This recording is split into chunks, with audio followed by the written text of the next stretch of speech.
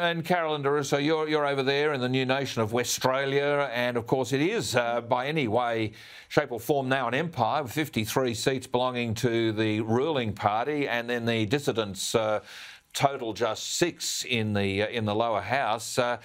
Everybody's having a bitch and a moan, pardon the French, about what they're getting out of the federal government, what they're not. The Queensland government, for instance, complaining that they want everybody in tourism subsidised tomorrow, but the Queensland government hasn't put money in their own pocket. Meanwhile, we've seen, taken money out of their own pocket. Meanwhile, Carolyn, we've seen the economy at least back on track in a lot of ways. Josh Frydenberg's right to sort of trumpet the fact things are a lot better than they could have been. Isn't it about time these premiers actually started to give some kudos, which is due to the federal government and their efforts? Yeah, don't hold your breath, Gary. You would think so. And this week we did see excellent unemployment figures. We saw a big drop, much more than anyone was expecting. And maybe now that the elections, the foreseeable state elections are over, maybe we might see a little bit less of this parochialism. But again, I'm not really holding my breath. You know, and I've spoken about this several times on this show about the federal government footing the bill and taking the blame, and the state government's calling all the shots, and there has been this real power imbalance. But even looking at the unemployment figures that have come out, you know, Queensland and WA are still on the higher end of those unemployment figures. And while in WA we love to pretend that everything's perfect and we're doing so well and look at our budget and all of these sorts of things, when you actually go through and have a look, the reason that our budget is doing so well is because of iron ore royalties and because the iron ore price has gone through the roof, which has absolutely nothing to do with the administration in this state. The other thing that I suppose has been a little bit ironic with complaints in relation to, you know, there only being one destination for Western Australia, and that is Broome, you know, for this new tourism policy, is that, you know, for the last 12 months, our Premier's been telling people that they don't want people from eastern states to come to WA.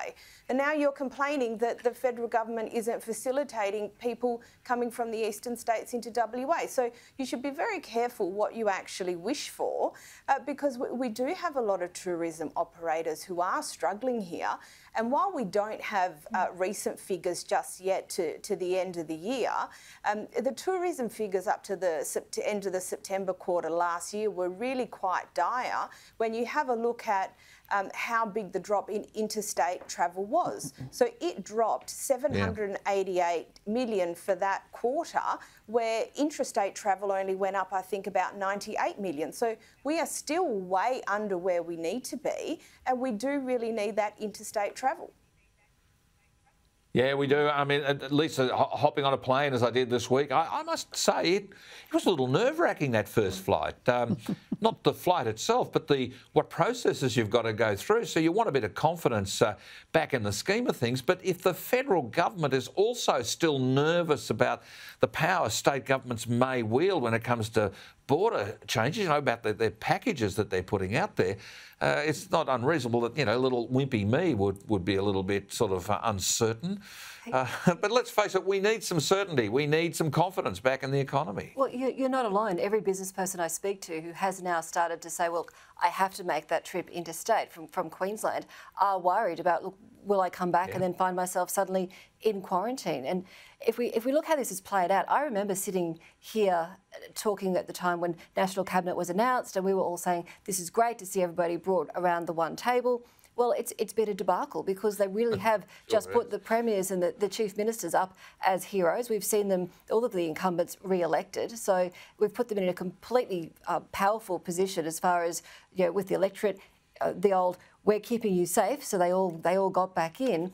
And then complete control, as Bronwyn was saying, about the borders, whether they're going to close them or not. I think the only real good news I heard today was that Dr. Jeannette Young, the health officer here in Queensland, said that she was so happy with, they handled it beautifully, the last outbreak we had here, that she's not predicting any further lockdowns. So you would hope, and obviously we're on the other side of the election now here in Queensland, but you would hope that common sense is starting to kick in, because the economy here and the tourism sector here has been absolutely annihilated. And you know, on the flip side of that, you've got Stephen Miles being childish and tearing up the bill he owes New South Wales for the quarantine of Queenslanders in New South Wales.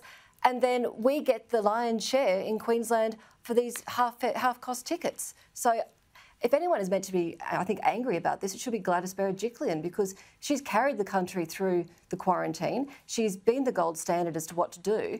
And yet, she got one destination. Yeah, Gladys and Kerry Chant, her CHO, her Chief Health Officer.